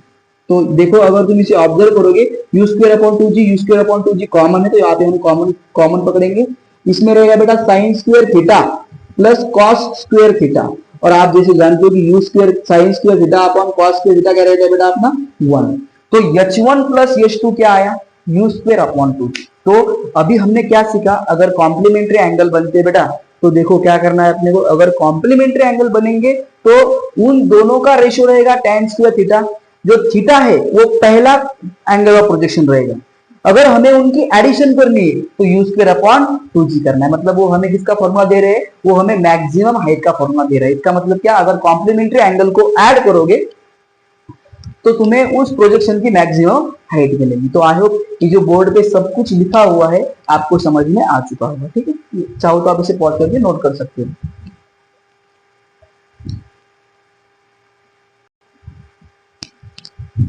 चलो बच्चा, हो गया अभी।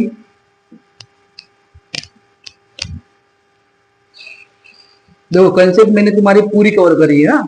एक क्वेश्चन कंसीडर करेंगे अपन हाइट का, उसके बाद अपन रेंज देखेंगे। हाइट का क्वेश्चन देखो, मैं तुम्हें पहले बताता हूँ। देखो, अभी हमने कंसेप्ट देखी, अगर तुम्हें मैक्सिमम हाइट पूछी हो या फिर हाइट पूछी हो तो तीन चीजें इंपॉर्टेंट है। पहली क्या, एंगल, उसके बाद क्या, इनिशियल वेलोसिटी, और उसके बाद क्या, अपना एक्सेलरेशन ड्यू टू ग्रेविटी। अगर तुम h is equal to u square sine square theta upon 2g consider करते हो, सॉरी, अगर तुम्हें ये कैलकुलेशन आता है तो तुम हाइट का कोई भी क्वेश्चन सॉल्व कर सकते हो, कोई भी क्वेश्चन। तो उसमें तुम्हें डिटेल देखने की जरूरत नहीं है। आज हमें कंसेप्ट देखनी है, कल हम हॉरिजॉन्टल प्रोजेक्टाइल मोशन पढ़ेंगे, उसके बाद हम सिर्फ और सिर्फ प्योर क्वेश्चन देखेंगे। ये आज हम क्या पढ़ रहे हैं बेटा, आज हम कंसेप्ट पढ़ रहे हैं, ठीक है। विथ न्यूमेरिकल भी तो हम कवर कर रहे हैं, बट इसके न्यूमेरिकल में तुम्हारे 10-15 न्यूमेरिकल अलग से कवर करूंगा, उसमें तुम्हें कोई भी टेंशन लेने की जरूरत नहीं है। आज तुम्हें कंसेप्ट पढ़नी है, कल तुम्हें क्या पढ़ना है, हॉरिजॉन्टल प्रोजेक्टाइल मोशन। मतलब क्या, अगर यहाँ पे ऑब्जेक्ट नीचे से ऊपर जा रही है, अगर ऑब्जेक्ट ऊपर से नीचे आए तो वो भी तो कैसे, तुम्हें कल वो केस पढ़नी है, ठीक है। और हो सकता है मैं उसी लेक्चर में तुम्हारे इसके क्वेश्चन या फिर प्योरली उसके क्वेश्चन कवर करूंगा। इसके जो क्वेश्चन है अपने, मैं उसको तुम्हारे बाद में कवर करूंगा, ठीक है, क्योंकि वो जो क्वेश्चन रहेंगे वो हॉरिजॉन्टल प्रोजेक्टाइल मोशन और ये प्रोजेक्टाइल मोशन दोनों के कवर अप रहेगा, ठीक है। अभी फिलहाल तुम इस कंसेप्ट पे प्रोजेक्टाइल मोशन का कोई भी क्वेश्चन जो प्योर प्रोजेक्टाइल मोशन है उसका तुम कवर कर सकते हो, ठीक है। अभी देखो, क्वेश्चन है हाइट का क्वेश्चन है। फॉर एग्जांपल आपको हाइट के क्वेश्चन में देखो कैसे फंसाते हैं। पहले क्वेश्चन की टाइप देखो। मान लीजिए आपको कहा गया हो कि अपने पास एक ऑब्जेक्ट है, सॉरी दो ऑब्जेक्ट है, उसका पहला एंगल 30 डिग्री है, दूसरा एंगल फॉर एग्जांपल उसका 60 डिग्री है। दोनों की इनिशियल वेलोसिटी सेम है। फॉर एग्जांपल दोनों की initial velocity 40 metre per second है, ठीक है। दोनों की initial velocity 40 metre per second है, और दोनों की जो हाइट है उनकी हाइट का डिफरेंस फॉर एग्जांपल है, ये अपनी h1 है, ये अपनी h2 है।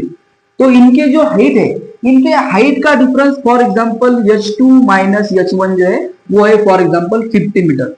मैं तुम्हारी टाइप क्वेश्चन की टाइप कवर कर रहा हूँ, इनको क्वेश्चन लिख के नहीं दे रहा हूँ। क्वेश्चन हमें प्रोजेक्टाइल मोशन के इंडिविजुअल देखने हैं, ठीक है। अभी तुम्हें सिर्फ क्वेश्चन देखो कैसे आते हैं। मान लीजिए अपने को इनिशियल वेलोसिटी दो ऑब्जेक्ट दी गई है 40 मीटर पर सेकंड, और डिफरेंस जो है वो दिया है हमें 50 मीटर, और तुम्हें पूछा गया हो कि हमें H1 बताओ और H2 बताओ, ठीक है। क्या दिया तुम्हें? इनिशियल वेलोसिटी, और क्या दिया? डिफरेंस दिया। क्या पूछा? H1 पूछा और H2 पूछा। अभी यहाँ पे रेशियो निकाल के कोई फायदा नहीं है, क्योंकि रेशियो पे से हम सॉल्व नहीं कर सकते। अभी हमें यहाँ पे करना पड़ेगा ऐड, ठीक है। तो ऐड की कंडीशन क्या थी बेटा? H1 प्लस H2, इसे बोलो equation number 1। H1 plus H2 क्या है मेरी जान? H1 प्लस H2 है u स्क्वायर अपॉन 2g।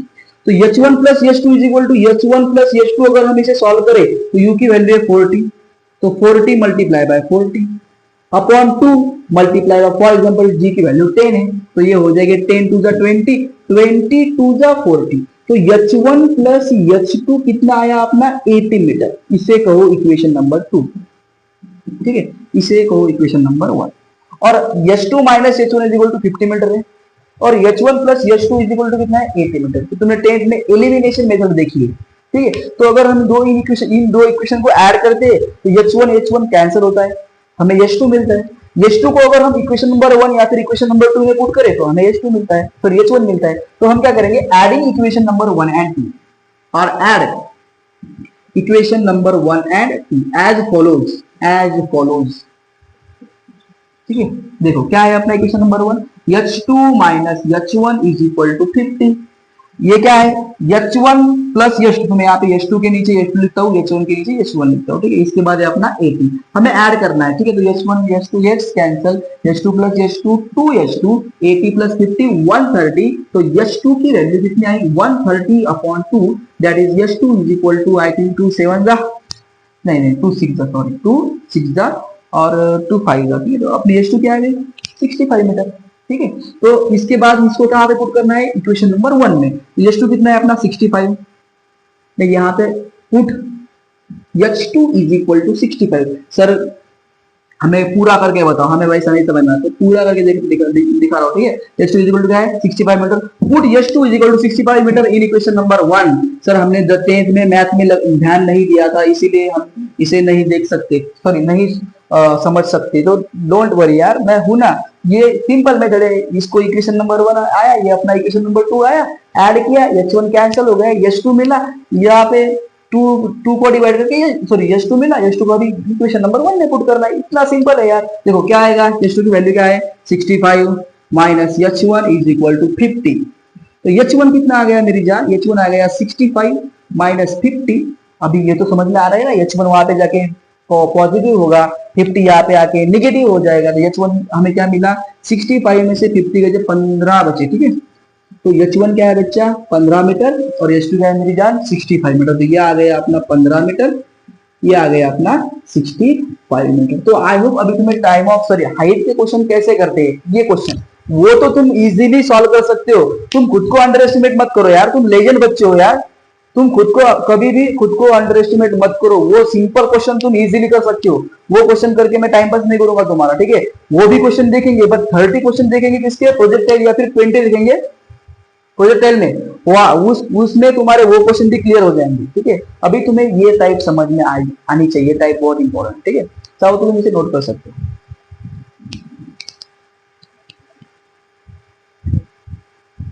चलो बच्चा हो गया, ठीक है। अभी टाइम ऑफ फ्लाइट भी पढ़ लिया, अभी हमने मैक्सिमम हाइट भी पढ़ ली, ठीक है। तो मैक्सिमम हाइट कितनी आ गई अपनी? u square upon 2g। अभी पढ़ना है हमें, सर क्या पढ़ा रहे हो सर, बस करो सर बहुत हो गया। अरे नहीं मेरी जान, बस अभी रेंज देखो, एंगल ऑफ पोजीशन देखो, उसके बाद हो गया, ठीक है। अभी देखो क्या करना है हमें? रेंज देखना है, range. What is in by range? Mobile की रेंज नहीं, हाँ मोबाइल की रेंज नहीं। सर मेरे मोबाइल में रेंज आ रही है, मेरे मोबाइल में रेंज नहीं आ रही है, सर मैं बोर हो चुका हूँ, मैं जा रहा हूँ। जा मत बेटा, घर पे आके मारूंगा तुझे, ठीक है। जाना नहीं है बेटा, ठीक है। पढ़ना है तुमको, ठीक है। मारूंगा ना यार, मेरा भाई है तो तेरे को कैसे मार सकता हूँ यार मैं, ठीक है। देखो क्या है अपना, सॉरी मेरी बहन भी है, तो तू अगर लड़की देख रही है तो बेटा तो मेरी बहन है, मेरी बहन को कैसे मार सकता हूँ। अगर लड़का है तो तू मेरा भाई यार, तेरे को कैसे मार सकता हूँ मैं, तू तो मेरा भाई भी है, दोस्त भी है और स्टूडेंट भी है, नहीं मार सकता मैं, ठीक है, डोंट वरी। देखो अभी क्या देखना है बच्चा आपने को, अभी देखना है आपने को रेंज। तो रेंज क्या है, मोबाइल की रेंज नहीं, कौन सी रेंज है, अगर किसी ऑब्जेक्ट को हम एक जगह से दूसरी जगह फेंकते हैं तो जिस जगह से उसे थ्रो किया है और जिस जगह पे वो पड़ी है वो दो जगह में भी, उन दो जगह के बीच में जो अंतर है या जो डिस्टेंस है उसे हम क्या कहते हैं, रेंज। तो ठीक है, तो रेंज अलोंग एक्स एक्सिस होती है, तुम पहले से ही जानते हो, जब से तुम इस धरती पे आए हो तुम्हें पता है रेंज अलोंग एक्स एक्सिस ही होती है, रेंज अलोंग वाई एक्सिस नहीं होती। तो तुम्हें जब तुम पैदा हुए थे तुम्हें पैदा होते ही मालूम है कि रेंज का जो एक्स एक्सिस होता है वो यूनिफॉर्म होता है, या एक्सेलरेटेड मोशन होता है वो यूनिफॉर्म मोशन होता है। Sir don't worry, range is represented by yes x, क्योंकि वो एक्स एक्सिस की तरफ जाती है।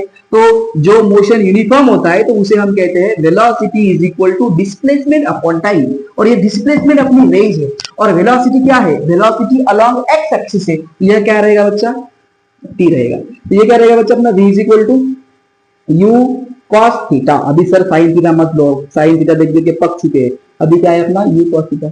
अरे समझ में तो आ रहा है ना तुम्हें, ये अपनी रेंज है बच्चा, ये अपनी रेंज है, ये अपनी यू कॉस थीटा है। सर हवा में मत बोलो, डायग्राम ड्रॉ करके दिखाओ, ये अपना थीटा है, ये अपनी मैक्सिमम हाइट है।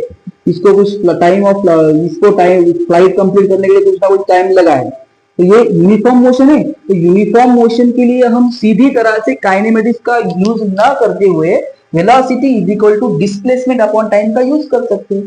तो वेलोसिटी जो है वो अलोंग एक्स एक्सिस है, तो वो u sin थीटा नहीं रहेगा, वो u cos थीटा रहेगा। तो u cos theta is equal to क्या रहेगा, डिस्प्लेसमेंट कितनी बच्चा, यस x, और टाइम t क्या है, टाइम ऑफ फ्लाइट, और टाइम ऑफ फ्लाइट का फॉर्मूला क्या आया, 2u sin theta upon g, ये अपना फॉर्मूला है।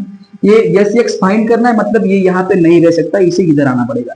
तो 2u sin थीटा अपॉन जी, यहाँ को डिवाइड पे यहाँ पे जाने के बाद मल्टीप्लाई कर, तो ये आ जाएगा बच्चा अपना 2u sin theta into u cos theta upon g is equal to s into x. तो u इंटू यू क्या होता है बच्चा, u का स्क्वायर, तो ये आ जाएगा 2u square sin theta into cos theta upon g is equal to s into x. Sine theta cos theta मरते दम तक तुम्हारा पीछा नहीं छोड़ेंगे, कभी भी नहीं छोड़ेंगे, तुम मर जाओगे तुम्हारे सोल के पीछे भी साइन थीटा और कॉस थीटा लग के चले जाएगा। कि तुम जब, सॉरी बच्चा, मतलब ऐसा ना हो जब तुम बूढ़े हो जाओगे, मतलब तुम जब 100-150 साल पुराने हो जाओगे तब तुम्हारे आत्मा के साथ भी साइन थीटा और कॉस थीटा लगेगा, क्योंकि तुम्हारी आत्मा तुम्हारे बदन तो तुम्हारे बॉडी से बाहर जाएगी, तो कितने एंगल से जाएगी, कितना प्रोजेक्शन होगा, वो भी पूछ सकते हैं तुम्हारे आने वाली पीढ़ी को, ठीक है।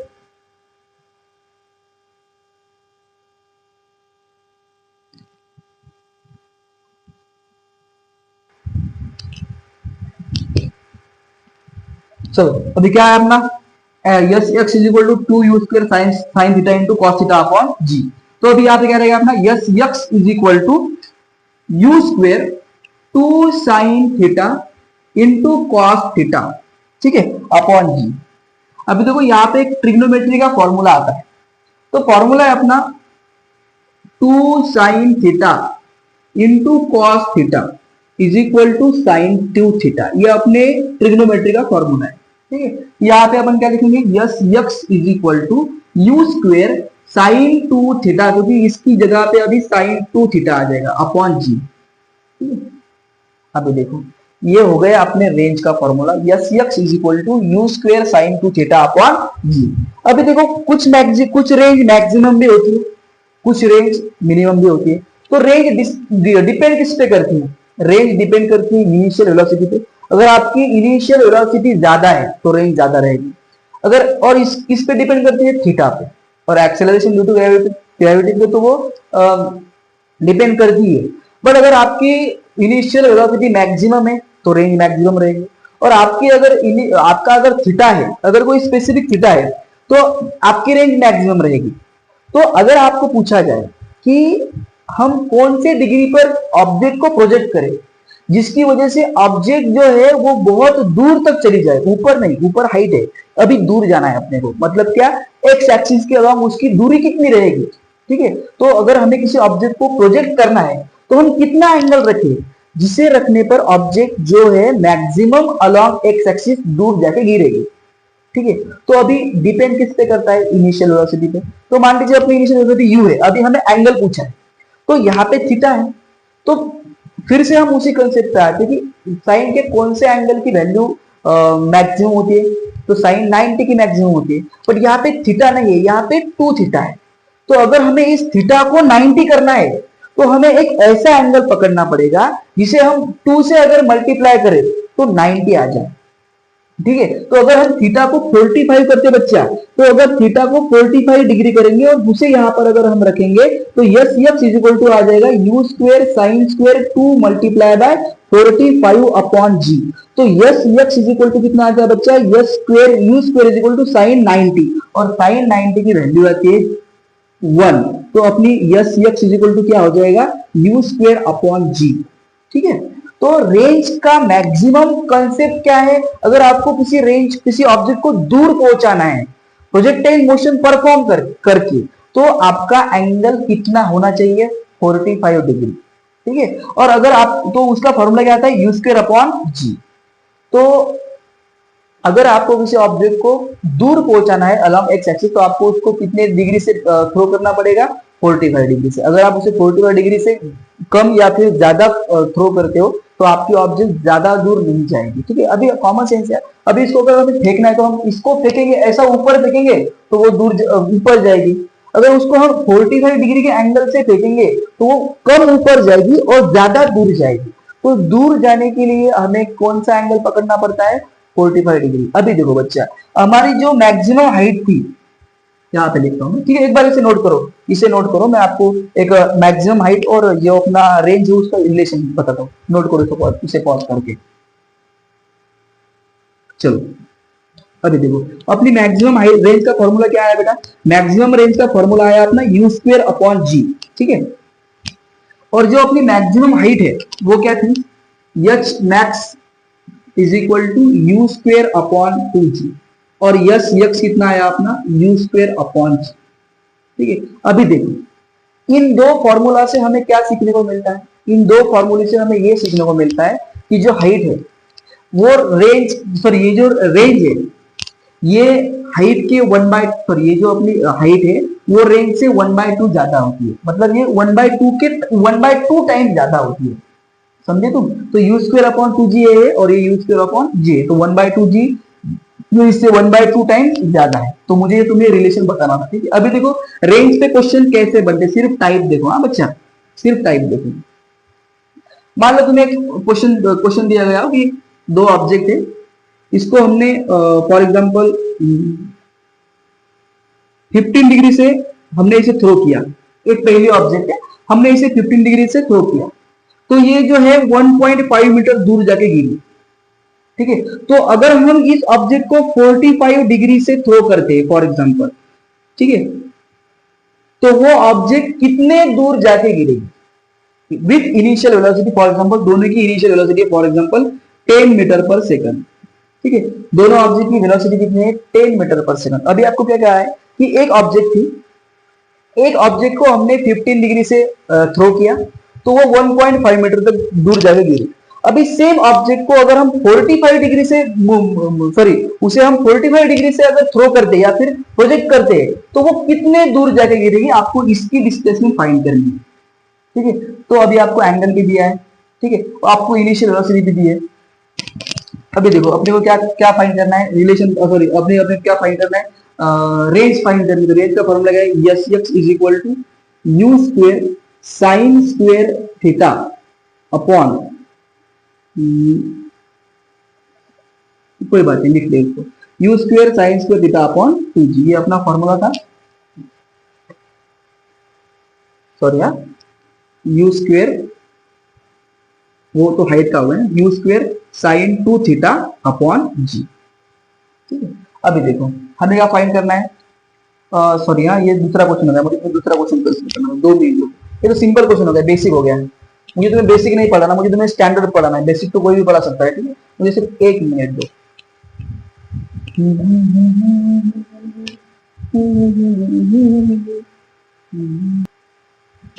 देखो अभी ये जो क्वेश्चन था, मैं आपको ये क्वेश्चन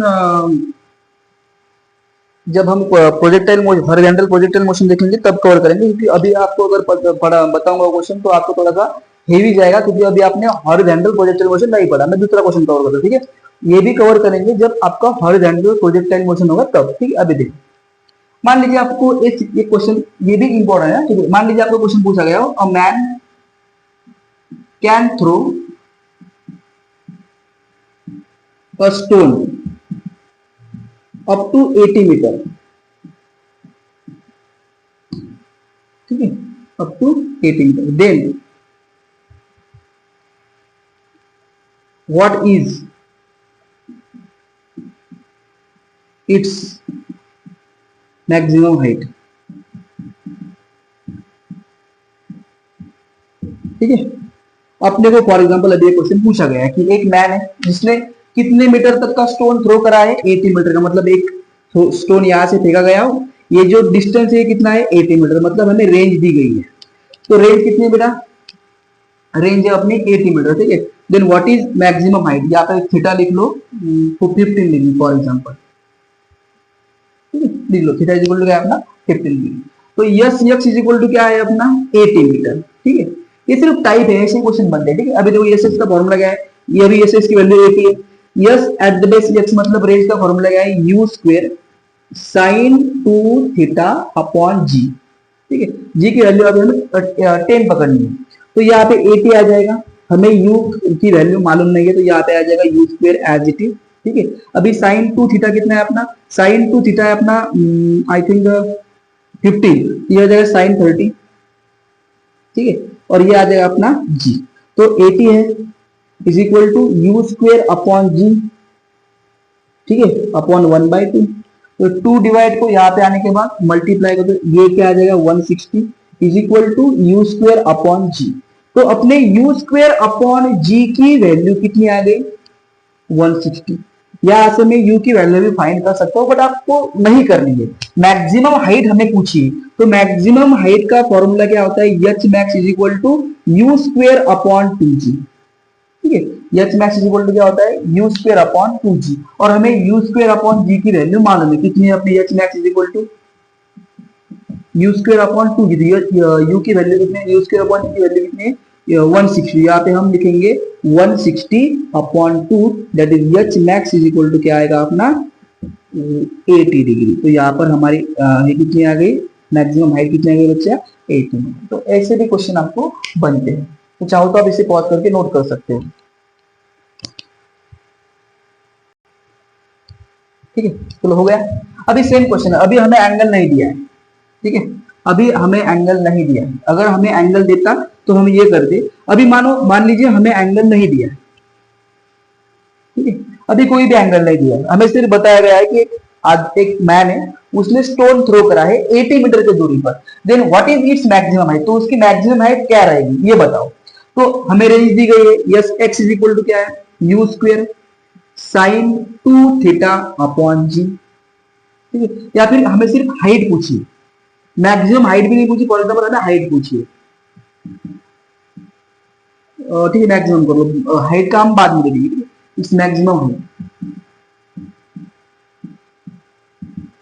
तो देखो बेटा अप टू 80 मीटर तक गया है, मतलब उसका एंगल कितना है 90 डिग्री। तो यस एक्स कितना है अपना, s x is equal to है अपना u square sine 2 theta upon g, sorry तो फिर से लिख रहा हूं मैं, ठीक है। यस एक्स कितना है अपना 80, u square upon g into sine 2 theta. तो यहाँ पर साइन 2 थीटा ये मैक्सिमम वैल्यू है, तो इसका मतलब क्या है कि हमारी जो थीटा है उसकी वैल्यू 45 डिग्री है, मतलब हमें थीटा की वैल्यू दी गई है यहाँ से, थीटा इज इक्वल टू क्या है बच्चा 45 डिग्री।